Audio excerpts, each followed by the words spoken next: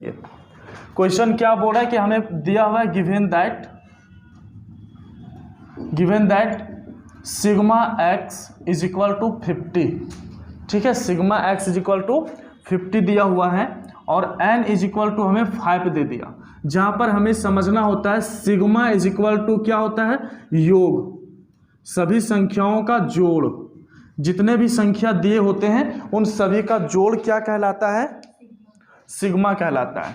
ठीक है, और n का मतलब होता है कि जितनी संख्याएं हमारे पास दिए होती है, जैसे इस प्रकार से हम लिख लिए 1 2 3 4 5, तो कितनी संख्याएं दिए हुए हैं यहाँ पर, 5 संख्या, तो वही हमारा नंबर होता है, वही हमारा n कहलाता है, यानी कि n 5 है यहाँ पर। इससे ये हमें समझ में आ गया कि ये जो 50 आया है ना, 50, वो 5 संख्या को जोड़ने के बाद आया है। सिग्मा का मतलब जोड़, और n यानी कितनी संख्या दिए गए थे, 5 संख्या, कि 5 संख्या को जोड़ने पर हमें जो दिया है वो 50 दिया है। तो 5 संख्या कौन कौन सी संख्या होगी, तो हम लोग करेंगे यहाँ पर सिग्मा x बाय n, क्या कर लेंगे, सिग्मा x बाय n, तो हो जाएगा 50/5। जब इसे हम डिवाइड करेंगे तो क्या आ जाएगा, हमारा आंसर 10 आ जाएगा, यही हमारा आंसर का फॉर्मूला हो गया। बस यही हमारा फॉर्मूला हो गया इसका। खुद से ही तो बनाना है, बस कुछ नहीं, बस जहां बोला सिग्मा, क्या बोल दिया, सिग्मा, तो सिग्मा का मतलब समझ जाना कि सबका जोड़ने के बाद ये चीज दिया। अब अगर मान लेते कि यहाँ पर सिग्मा एक्स के जगह पे सिग्मा एक्स के जगह पे अगर हम 70 लिख देते, क्या लिख देते, 70, और n के जगह पे 7 लिख देते, तो इसका मतलब भी वही चीज समझ रहे हैं हम कि x, सिग्मा x कहाँ से आया, n वाले संख्याओं को जोड़ने के बाद आया। तो n वाली संख्या में कौन कौन सी संख्या थी, तो फिर से इसे जब हम डिवाइड करेंगे तो हमें 10 मिलेगा। अगर मान लेते sigma x is equal to 56 रख दिए, क्या रख दिए, 56, ये रख दिए, और यहाँ पर हम n इज इक्वल टू कुछ भी देते, समथिंग यहाँ पर दे देते हैं 2, ये दे दिए। तो ये पूछा जा रहा है कि हमारे पास संख्या कितने थे, 2 थे, और वो 2 संख्याओं को जोड़ने के बाद हमें ये चीज मिला है। ठीक है, तो वो संख्या कौन कौन सी थी, तो इसे हम डायरेक्ट क्या कर देंगे, डिवाइड कर देंगे, क्या कर देंगे, डिवाइड कर देंगे 2 से। तो कितना बार में चला आएगा, 2 और 8, 28 बार में, यानी 28 और 28 को हम 2 बार जोड़ देते हैं, यानी सिग्मा कर देते हैं, तो हमें क्या देता है, 56 दे देता है। 2 3 5 करके लाएंगे, 2 3 5 कैसे करके लाएंगे, क्योंकि हमें बता दिया संख्या 2 ही रखना है।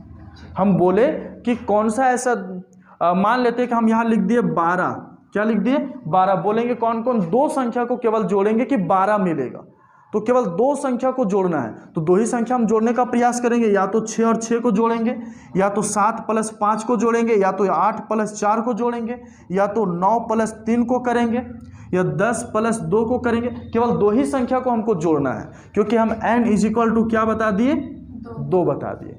क्लियर है यहाँ तक, ये क्वेश्चन क्लियर है। अगला क्वेश्चन हम देते हैं, इस क्वेश्चन को बना के दिखाओ।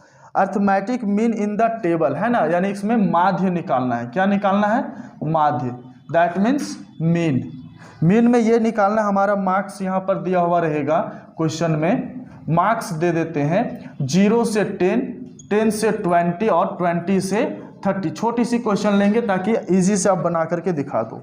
यहाँ पर नंबर ऑफ स्टूडेंट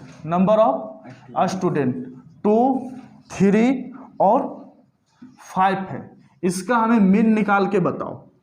और चलो इसका ऑप्शन दे देते हैं। ऑप्शन है ए नंबर में 10, फिर है बी 16, सी है 18 और डी है 20। इसका मीन निकालो, माध्य निकाल के बताओ। 4 2 9 और 90 को वो गलत है, पूरा जैसे बनाए हो गलत है, तो चले बताए, चलो देखते हैं, इधर रब कर देते हैं।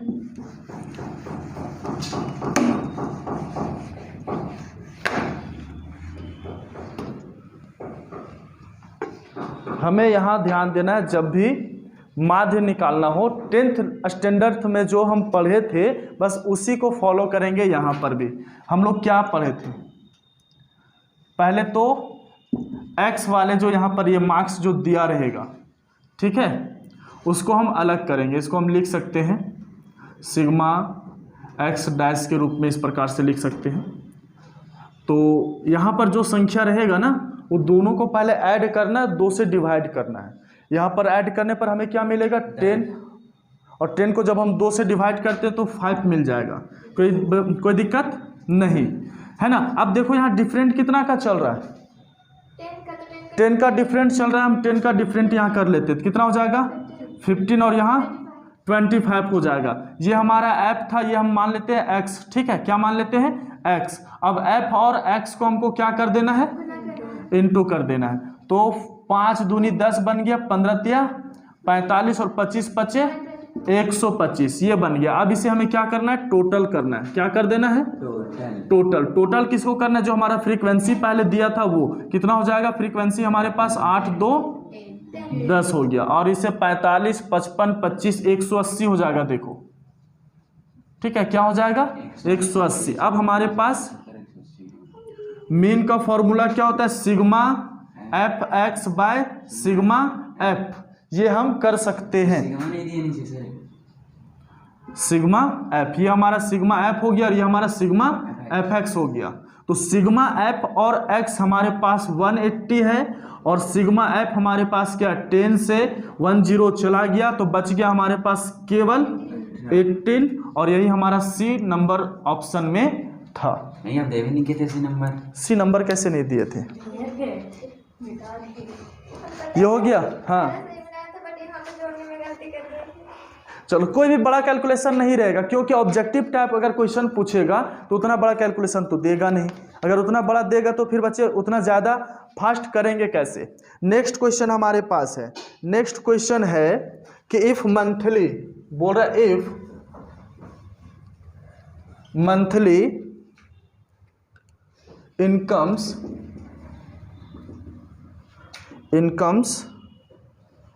दिया गया है रुपीज़ में, ठीक है, इन रुपीज़ में दिया हुआ है। क्या क्या दिया हुआ है वो ध्यान देंगे, 1600,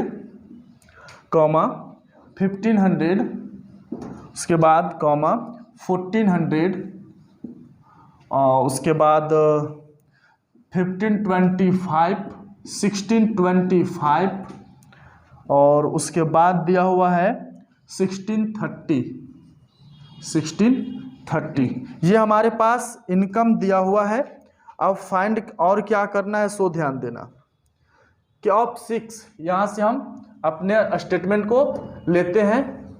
of 6 families R S below, और फिर यहां से ये चलता है। बोल रहे इन मंथली इनकम इन रुपीज में चल रहा है, of 6 family R S below.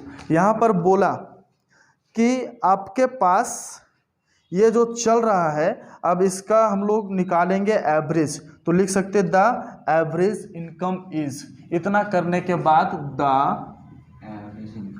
Average incomes is, यानी कि इसका औसत आय क्या होगा। क्वेश्चन यहां से लिखना है, if monthly incomes in rupees of 6 families R S below. इस नंबर क्वेश्चन यहां पर नंबर्स दिए गए हैं। द एवरेज इनकम्स इज, यानी कि 6 परिवार है, और 6 परिवार मिल करके इतने पर मंथ इनकम कर लेते हैं, तो उनका एवरेज इनकम क्या है। यानी यहाँ पर सीधा सीधी एवरेज निकाल करके हमको बताना है, यानी औसत बराबर क्या होगा सो हमें बताना है, या औसत क्या है सो हमें बताना है। कर लोगे या बता दें।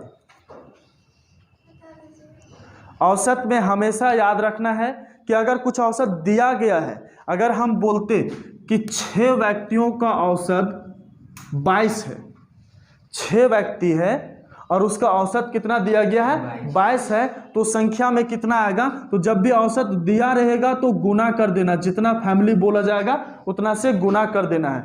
अगर ये बोला गया 6 व्यक्ति है, उसका औसत कुछ अलग अलग टाइप से इस प्रकार से दिया गया है, तो उसको ऐड कर देना है और उसको उतना से डिवाइड कर देना। हाँ, जितना भी दिया हुआ है उन सभी को हम क्या करेंगे, ऐड करेंगे, और ऐड करने के बाद डिवाइड हम किससे कर लेंगे, 6 से 6 से। जब भी औसत में जितनी भी संख्याएं दी रहेंगी उतनी सारी संख्याओं से हम डिवाइड करते गिनो। 1 2 3 4 5 6, 6 है तो हमें भागा कितने से देना होगा? 6 से। और उससे पहले भी हमें बता दिया फैमिलीज कितने यहाँ पर 6 है। तो हम सीधा सीधी क्या करेंगे? 1600 plus 1500 plus 1400 plus 1525 plus 1625 plus 1630 और बट्टे में हमें क्या रखना है? 6। ये हम क्या निकाल रहे हैं? एवरेज। किसकी एवरेज? 6 फैमिली का एवरेज कि वो पर मंथ कितना एवरेज में रख लेते हैं, कितना एवरेज वो कमा लेते हैं। ठीक है, तो इसे हम आप क्या करने वाले हैं? ऐड करने वाले हैं। चलो किनारे किनारे से ही ऐड किया जाता है। 0 5 5 10, 10 का 0 हाथ में क्या आ जाएगा? 1 आ जाएगा फटाफट। 3 2 5, 5 और 2 7, 7 7 और हाथ में कितना बचा था? 1, तो 8 हो गया। चलो 6 6 12, 12 और 5 जल्दी बताओ। 17 17 4 21 26 32, हाथ में 3 बच गया। 1 2 3 4 5 6 और 3 9 और आ गया यहाँ 6। भागा दे दो फटाफट। 6 का 6 चला गया, बच गया कितना? 3 बच गया। 6 बचे 30 बच गया 2, 28 तो कटेगा नहीं।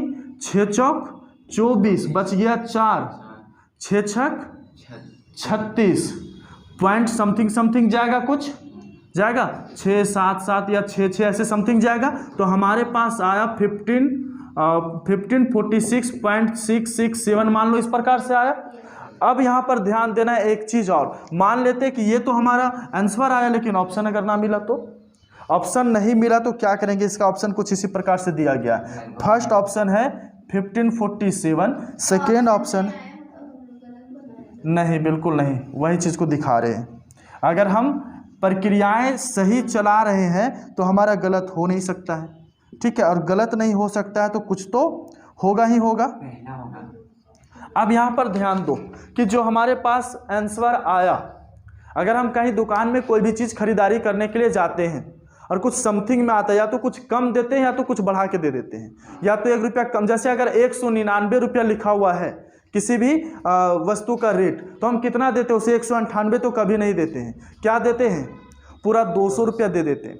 दे देते हैं या नहीं देते? पूरा 200 रुपया दे देते हैं। यहाँ पर देख रहे हैं कि 1546 रुपया 66 पैसा 67 पैसा ले लो। तो इसको पैसा हम तो बदल नहीं सकते, तो उसको हम पूरा कितना दे देंगे? 1547 रुपया देंगे क्या? दे देंगे।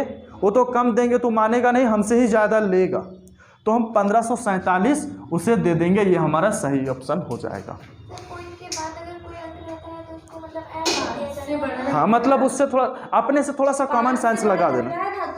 हाँ, उसको थोड़ा सा अपने कॉमन से ले लेना है कि क्या है, आखिर हम इतना पैसा, अभी क्या पैसा चलता है कि रुपया चलता है? पैसा से ही रुपया बना है, लेकिन हम लोग रुपया ही प्रयोग करते हैं, तो उसको पैसा में ना दे करके रुपया में दे देंगे।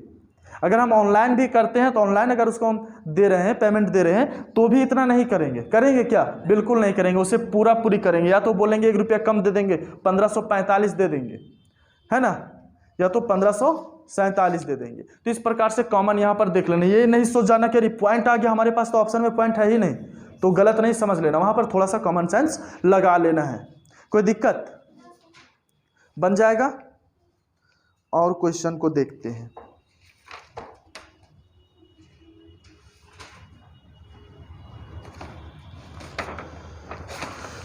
एक और क्वेश्चन है, बहुत ही इंपॉर्टेंट क्वेश्चन है। ये सारे क्वेश्चन एग्जाम के लिए हैं, ठीक है, एकदम दिमाग से रखना है।